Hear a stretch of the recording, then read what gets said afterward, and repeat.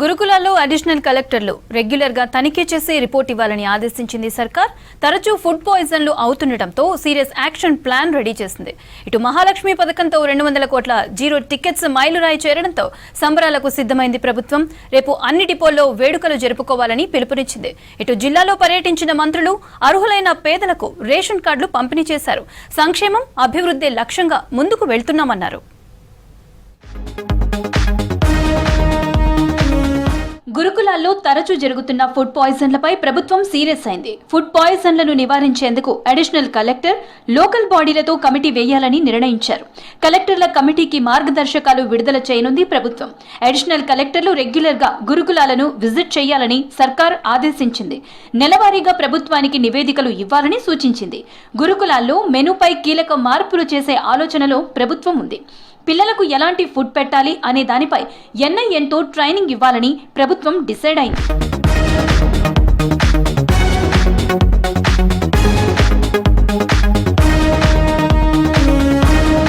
రాష్ట్ర ప్రభుత్వం ప్రతిష్టాత్మకంగా ప్రవేశపెట్టిన మహాలక్ష్మి పథకం మరో మైలురాయికి చేరుకుంది.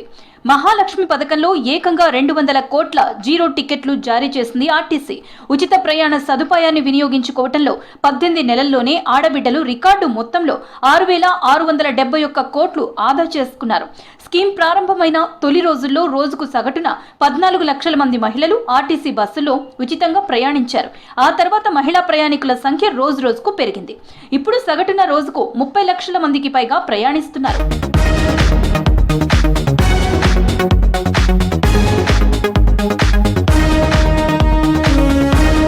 తెలంగాణలో జరిగిన కులగణనపై దేశవ్యాప్తంగా చర్చ జరుగుతోందన్నారు డిప్యూటీ సీఎం భట్టి విక్రమార్క. తమ డిమాండ్తోనే కులగణనపై మోదీ తప్పనిసరి పరిస్థితుల్లో ఒప్పుకున్నారన్నారు. తాము రాష్ట్రపతికి పంపిన బిల్లును పార్లమెంట్లో మద్దతు కూడగట్టే విధంగా అందరినీ కలవాలని నిర్ణయించామని చెప్పారు. 42% రిజర్వేషన్లకు మద్దతిచ్చిన పార్టీలన్నీ తమతో కలిసి రావాలన్నారు భట్టి. మేము చేసినటువంటి ఈ సర్వేకి సంబంధించిన సమాచారం, దాని ఎంపిరికల్ డాటా కూడా ఇచ్చి మేము పంపించినటువంటి బిల్లుకు సంబంధించి త్వరితగతిన పార్లమెంటులో దీనిపైన అందరి నాయకుల యొక్క మద్దతు కూడగడుతూ గత బీఆర్ఎస్ పాలన అంతా అవినీతిమయమన్నారు మంత్రి తుమ్మల నాగేశ్వరరావు. గత ప్రభుత్వ హయాంలో నిర్మించిన నిర్మాణాలు కూలేందుకు సిద్ధంగా ఉన్నాయని తెలిపారు. ఖమ్మం జిల్లా కేంద్రంలో విజయ డైరీ పాల రైతుల సమీక్ష సమావేశంలో పాల్గొన్నారు మంత్రి. 50 లక్షలతో నిర్మించిన విజయ డైరీ షాపింగ్ కాంప్లెక్స్ శిథిలావస్థకు చేరటం ఏంటని ప్రశ్నించారు. డైవర్షన్ ఆఫ్ డ్రైన్ కావచ్చు, లేకపోతే ఇంకేదైనా కావచ్చు. ఇది ఎప్పుడు కట్టారో నాకు తెలియదు. అది ఓపెనింగ్ కూడా లేదు, అప్పుడే పగులుతుంది. అయినా సరే డైరీ మీరు మొత్తం ఒకసారి మళ్ళీ చూసుకొని కలెక్టర్ గారితో మాట్లాడిన తర్వాత ఓవరాల్గా ఒకసారి రివ్యూ చేసుకొని ఇమ్మీడియట్గా చేయగలిగేది చేయండి.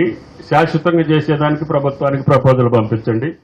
సీఎం రేవంత్ రెడ్డి ఆలోచనలకు అనుగుణంగా ఇందిరమ్మ ప్రభుత్వం ఏడాదిన్నరలో ఎన్నో పథకాలను ప్రవేశపెట్టి ప్రజలకు ఎంతో చేసిందన్నారు మంత్రి పొంగులేటి.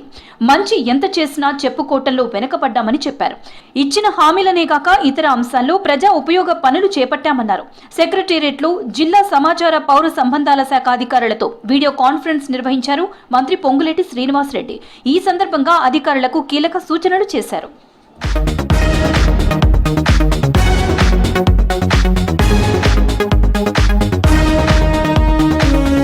ఆర్థికంగా ఇబ్బందులు ఉన్నా ఇచ్చిన హామీలను నెరవేరుస్తున్నామన్నారు మంత్రి వివేక్ వెంకటస్వామి. సిద్దిపేట జిల్లా కేంద్రంలో కొత్త రేషన్ కార్డుల పంపిణీకి చీఫ్ గెస్ట్ గా హాజరయ్యారు మంత్రి. ప్రతి అర్హుడికి ప్రభుత్వం ఇల్లు ఇస్తుందని తెలిపారు వివేక్. అంటే అన్ని రంగాలలో ప్రజలకు మేలు చేయాలి, వాళ్ళందరికీ కూడా ఏదైతే హామీలు ఇచ్చారో మొన్న ఎలక్షన్లో అది పూర్తిగా చేయాలని చెప్పి రాష్ట్ర ప్రభుత్వం ముందుకు వెళ్తుంది. బీద ప్రజలకు ఎవరికైతే పైకప్పు లేదో వాళ్ళందరికీ కూడా ఒక మంచి అవకాశం ఈ ఇందిరమ్మ ఇల్లు రావడం. అందరూ కూడా కలిసి పాపం బీద ప్రజలకు ఇల్లు వస్తే చాలా మంచిది, అందరికీ మంచిది. అది రాష్ట్రంలో మహిళలకు 26,000 కోట్ల రూపాయల వడ్డీ లేని రుణాలు ఇచ్చామన్నారు మంత్రి సీతక్క. రైతులంతా బ్యాంకులను ఉపయోగించుకోవాలని చెప్పారు. ములుగులో పర్యటించిన మంత్రి గ్రంథాలయాన్ని ప్రారంభించారు. ఆ తర్వాత పలువురికి రేషన్ కార్డులు పంపిణీ చేశారు. నిరుద్యోగ యువత గ్రంథాలయాలను ఉపయోగించుకుని ఉద్యోగాలు సాధించాలన్నారు సీతక్క. చాలా పెద్ద ఎత్తున ఇక్కడ బ్యాంకు లోన్స్ ఇవ్వడం కానీ, అదేవిధంగా మహిళా సంఘాలకు, రైతులకు గోల్డ్ లోన్స్ ఇవన్నీ ఇస్తూ ఏదైనా లోన్లు తీసుకున్నప్పుడు ప్రాపర్గా పే చేసుకునే విధంగా ఉంటే మరి డిఫాల్టర్ల లిస్టులోకి పోకుండా ఉంటుంది. బీసీలకు 42% రిజర్వేషన్లు సాధ్యమే అన్నారు మంత్రి పొన్నం ప్రభాకర్. గతంలో పక్క రాష్ట్రం తమిళనాడులో సాధ్యమైన విషయం గుర్తు చేశారు. బీసీలకు 42% రిజర్వేషన్లు పెంచుతూ 9వ షెడ్యూల్లో చేర్చడం అసాధ్యమంటున్న బీజేపీ రాష్ట్ర అధ్యక్షుడు రామచంద్రరావుపై ఆగ్రహం వ్యక్తం చేశారు. మరోసారి బీజేపీ తన నిజ స్వరూపం బయట పెట్టుకుందన్నారు పొన్నం. గతంలో కూడా జనహిత అభియాన్ కేసులో కూడా ఈడబ్ల్యూఎస్ సందర్భంగా చాలా స్పష్టంగా చెప్పింది. ఎప్పుడైతే 50% క్యాప్ ఉందో ఈడబ్ల్యూఎస్ ఇచ్చినప్పుడు క్యాప్ వెళ్ళిపోయింది. కాబట్టి ఆ రిజర్వేషన్కు సంబంధించిన క్యాప్ లేదు. రాష్ట్రాల ప్రామాణిక నివేదికల ప్రకారంగా సమాచారం ప్రకారంగా చేసుకునే హక్కు సుప్రీంకోర్టులో ఉంది. రవీంద్ర భారతిలో దాశరథి కృష్ణమాచార్య శత జయంతి ఉత్సవాలు ఘనంగా జరిగాయి. చీఫ్ గెస్టులుగా పొన్నం, జూపల్లి హాజరయ్యారు. అన్నవరం దేవేందర్ కు దాశరథి అవార్డును అందించారు. తెలంగాణకు దాశరథి ఒక ఐకాన్ అన్నారు పొన్నం. సామాజిక కోణంగా కవుల రచనలు ఉండాలన్నారు. దాశరథి ఒక శక్తి అని కొనియాడారు మరో మంత్రి జూపల్లి. త్వరలో ట్యాంక్ బండ్ పై దాశరథి విగ్రహం ఏర్పాటు చేస్తామన్నారు.